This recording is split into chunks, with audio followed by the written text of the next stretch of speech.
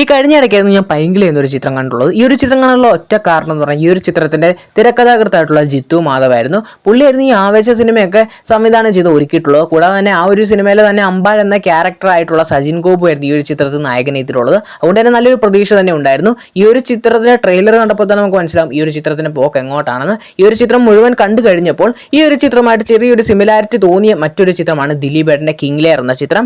ഈ രണ്ട് ചിത്രങ്ങളും തമ്മിലുള്ള കുറച്ച് സിമിലാരിറ്റീസ് ഉണ്ട്. അതാണ് നമ്മൾ ഇന്നത്തെ വീഡിയോ നോക്കാൻ പോകുന്നത്. ഇതെന്റെ ഒരു പേഴ്സണൽ ആയിട്ടുള്ള ഒരു ഒപ്പീനിയൻ മാത്രമാണ്.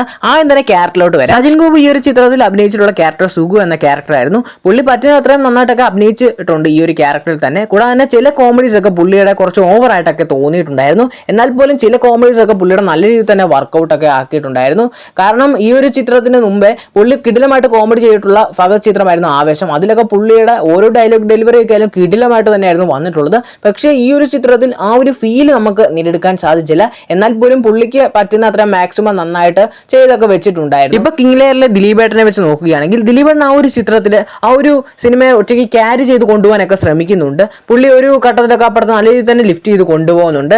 ഈ ഒരു ഗാന്ധിജീനെ ഒക്കെ ഒരു ലാപ്ടോപ്പിലൊക്കെ കാണിക്കുമ്പോൾ ആ ഒരു സീനൊക്കെ പുള്ളി നല്ല രീതിയിൽ തന്നെ കോമഡി ഒക്കെ വർക്കൗട്ട് ആക്കി എടുക്കുകയും പുള്ളിയുടെ ചില ആക്ഷൻസിലൂടെ ഒക്കെ കോമഡി ആക്കുകയും അങ്ങനെ പുള്ളിയുടെ പെർഫോമൻസ് കൊണ്ട് തന്നെ ഈ ഒരു സിനിമയെ വലിയ രീതിയിൽ തന്നെ മുന്നോട്ട് ലാഗ് ഇല്ലാതെ കൊണ്ടുപോകുന്നുണ്ട്. അതുതന്നെയായിരുന്നു ഈ ഒരു ചിത്രത്തിന്റെ വലിയൊരു വിജയം. ഈ രണ്ട് പൈങ്കിളി എന്ന ചിത്രവും കിങ് ലെയർ എന്ന ചിത്രം എടുത്തു നോക്കുകയാണെങ്കിൽ മൊത്തത്തിൽ വലിയ കഥയൊന്നുമില്ല. പക്ഷേ ദിലീപിന്റെ പെർഫോമൻസ് കാരണമാണ് ആ ഒരു ചിത്രം വലിയ രീതിയിൽ ഹിറ്റ് ആകാൻ ഒരു ചാൻസ് തന്നെ. കോമഡി എന്ന സാധനം ഒരു മീറ്റർ പിടിച്ച് ചെയ്യേണ്ടതാണ്. മീറ്ററിന് അപ്പുറം പോയാലും കുഴപ്പമില്ല. പക്ഷെ അത് എപ്പോഴും ആ ഒരു രീതി ആകുമ്പോഴാണ് നമുക്ക് ഒരു ചെറിയ രീതിയിൽ തന്നെ നമുക്ക് ഇഷ്ടപ്പെടാതെ പോവുകയും ചെയ്യുന്നത്.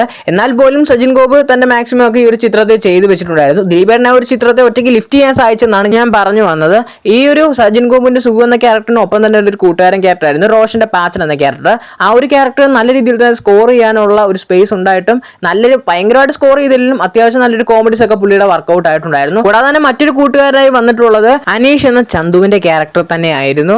ആ ഒരു ക്യാരക്ടറിനാണെങ്കിൽ പോലും വലിയ രീതിയിലൊന്നും സ്കോർ ചെയ്തില്ലെങ്കിലും അത്യാവശ്യം ചില രംഗങ്ങളെയൊക്കെ കോമഡീസ് ഒക്കെ വർക്കൗട്ട് ആയിട്ടുണ്ടായിരുന്നു. ഈ ഒരു രണ്ട് ക്യാരക്ടേഴ്സും കൂട്ടുകാരൻ എന്ന രീതിയിൽ വരുന്നുണ്ടായിരുന്നു. കിങ് ലെയറിൽ എടുത്ത് നോക്കുകയാണെങ്കിൽ ബാലു വർഗീസ് ആൻറ്റപ്പൻ എന്ന ക്യാരക്ടർ അത് വരുമ്പോൾ പുള്ളി അങ്ങ് അർമാദിക്കുകയാണ്. കാരണം പല സീൻസിലും ഇപ്പോഴും ആലോചിക്കുമ്പോഴൊക്കെ ചിരി വരുന്ന രീതിയിലുള്ള സീൻസ് ഒക്കെ പുള്ളി അത് ചെയ്തു വെച്ചിട്ടുണ്ട്. നല്ല രീതിയിൽ തന്നെ ദിലീപേട്ടനൊപ്പം ഒരു കൗണ്ടർ അടിച്ച് അപ്പുറത്തോട്ട് വീണ്ടും ഒരു കൗണ്ടർ അടിച്ച് ഒപ്പത്തിനൊപ്പം നിൽക്കുന്ന ഒരു കിടിലൻ ക്യാരക്ടർ തന്നെയായിരുന്നു. അത്യാവശ്യം കുഴപ്പമില്ലാത്ത സ്ക്രീൻ ടൈമിൽ പുള്ളി കിടിലമായിട്ട് തന്നെ ചെയ്തു വെച്ചിട്ടുള്ള ഒരു ക്യാരക്ടർ തന്നെയായിരുന്നു. നല്ല രീതിയിൽ തന്നെ ആൾക്കാർക്ക് ഇഷ്ടമുള്ളതും നല്ല രീതിയിൽ എൻജോയ് ചെയ്ത ഒരു ക്യാരക്ടർ തന്നെയായിരുന്നു. കൂടെ ഇപ്പൊ നായികയിലോട്ട് എടുത്ത് വരികയാണെങ്കിൽ പൈങ്കിളി എന്ന ക്യാരക്ടറിൽ അനശ്വര രാജനായിരുന്നു നായികയെ എത്തിയിട്ടുള്ളത്. പുള്ളിക്കാരി ചില സീനിലൊക്കെ നല്ല രീതിയിൽ ഓവറായി പോയിട്ടുണ്ടായിരുന്നു. പുള്ളിക്കാരിക്ക് എന്ത് പറ്റി നടത്തില്ല. എന്നാൽ പോലും കുഴപ്പമില്ലാത്ത രീതിയിലൊക്കെ പുള്ളിക്കാരി നൈസായി ചെയ്തു വെച്ചിട്ടുണ്ടായിരുന്നു. കിങ് ലെയർ എന്ന ഒരു ചിത്രത്തിലോട്ട് വരികയാണെങ്കിൽ അതിൽ നായിക വലിയ രീതിയിൽ കോമഡി ഒന്നും ഒഴിക്കുന്നില്ല. കുറച്ച് സീരിയസ് മോഡിലാണ് പൊക്കോണ്ടിരിക്കുന്നത്. പുള്ളിക്കാരി ഒരു സീരിയസ് ക്യാരക്ടറാണ്. അതിനെ വീണ്ടും കോമഡിയിലോട്ടൊന്നും കൺവേർട്ട് ചെയ്തിട്ടൊന്നുമില്ല. ആ ഒരു രീതിയിൽ തന്നെയാണ് ഈ ഒരു ചിത്രവും പോകുന്നത്. നിങ്ങൾ രണ്ട് ചിത്രങ്ങളും ജസ്റ്റ് ഒന്ന് എടുത്ത് നോക്കുക. രണ്ട് ചിത്രത്തിനും വലിയ ഇത് സ്റ്റോറി ലൈൻ ഒന്നുമില്ല. ഇപ്പോൾ പൈങ്കിളി എന്ന ചിത്രത്തിലോട്ട് വരികയാണെങ്കിൽ അതൊരു ഫുള്ളി എന്റർടൈനർ പർപ്പസിന് വേണ്ടി മാത്രം എടുത്തിട്ടുള്ള ചിത്രമായിരുന്നു. പക്ഷേ ഒരു ഘട്ടത്തിലൊക്കെ അത് കുറച്ച് ഓവർ ആയതും ഒക്കെ തോന്നിയിട്ടുണ്ടായിരുന്നു. എന്നാൽ പോലും നല്ല രീതിയിൽ വർക്കൗട്ട് ആയ സീൻസ് ഒക്കെ ഉണ്ട്.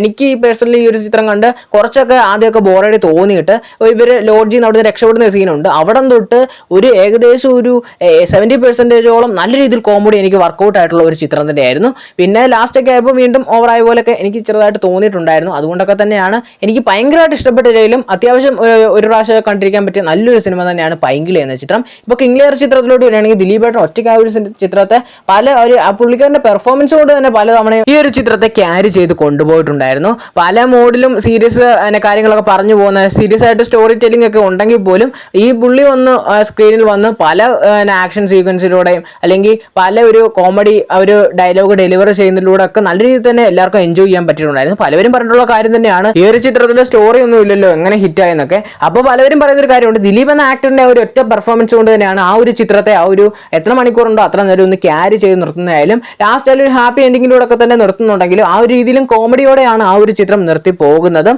മൊത്തത്തിൽ പറയുകയാണെങ്കിൽ രണ്ട് ചിത്രത്തിനും വലിയ സ്റ്റോറി ലൈൻ ഇല്ലെങ്കിലും എന്റർടൈൻമെന്റും മേക്കിങ്ങിലും കൂടാതെ തന്നെ ആ ഒരു പെർഫോമൻസ് ഒക്കെ ബേസ് ചെയ്താണ് ഈ ഒരു കിങ് ലെയർ എന്ന ചിത്രം അന്ന് വലിയൊരു ഹിറ്റ് ആയത്. ഇന്ന് പൈങ്കിളി എന്ന ചിത്രത്തിൽ സ്ക്രിപ്റ്റിലൊക്കെ അവിടെ ഇവിടെയൊക്കെ ചെറിയൊരു മാറ്റമൊക്കെ വരുത്തുകയും പെർഫോമൻസ് ഒക്കെ കുറച്ച് ഓവറാകാതെ ഒരു മീറ്ററിലൊക്കെ പിടിച്ചു പോയിരുന്നെങ്കിലും അത്യാവശ്യം വലിയൊരു വിജയം നേരിട്ട ചിത്രം തന്നെയായിരുന്നു പൈങ്കിളി എന്ന ചിത്രം. എനിക്ക് ഈ ഒരു ചിത്രം പേഴ്സണലി കണ്ടപ്പോൾ കുഴപ്പമില്ലാത്ത നല്ലൊരു ചിത്രമായിട്ട് തന്നെയാണ് തോന്നിയിട്ടുള്ളത്.